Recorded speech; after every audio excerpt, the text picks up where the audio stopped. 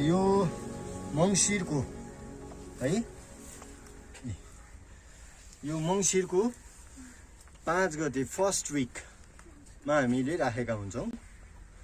लगभग यो 1.5 महिना पुसको 16-17 अथवा अझै लेट पनि हुनसक्छ, त्यो भन्न सकिँदैन। कहिले छिटो पनि भइदिन्छ। योभन्दा अघिल्लो साल हाम्रो 65-67 दिनमा तयार भइसकेको थियो। नर्मल्ली 60 दिन भनौँ, 2 महिना जस्तो चाहिँ हाम्रो कम्तीमा लाग्छ।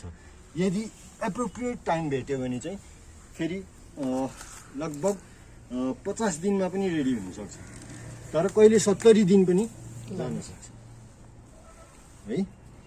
त्यो चाहिँ यो यसरी तह तह बनाएर राखेका हुन्छौँ।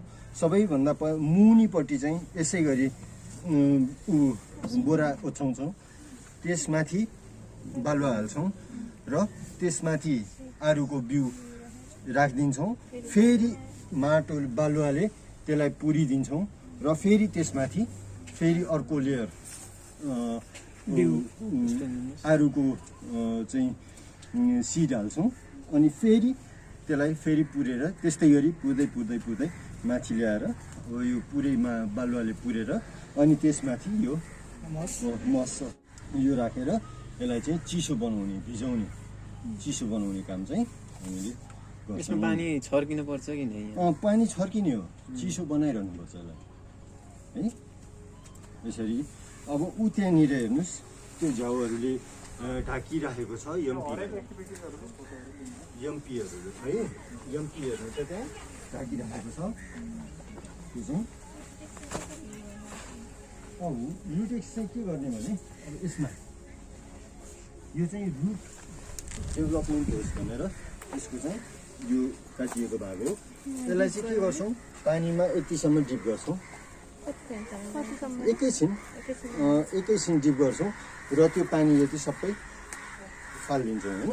त्यो फालिसकेपछि अनि बल्ल हाम्रो रुटेक्स चाहिँ ठ्याक्क रुटेक्सलाई डिप गर्छौँ र अनि ल्याएर त्यसरी त्यहाँनिर जसरी गाडिएको छ त्यसरी गाड्छौँ है। रुटेक्समा चाहिँ कति टाइम डिप गर्नु? रुटेक्समा जस्ट लागोस् मात्रै। यस्तो चोप्यो अलिअलि बढी भएको फाल्यो। पानी भइ नै हाल्छ होइन। पानीमा पहिले डिप गरिसकेका हुन्छौँ र पानी छम्केर अनि त्यसपछि छम्के पनि पानी त लागिरहेको हुन्छ अनि त्यसैमा लागिहाल्छ, पाउडर फर्ममा हुन्छ होइन?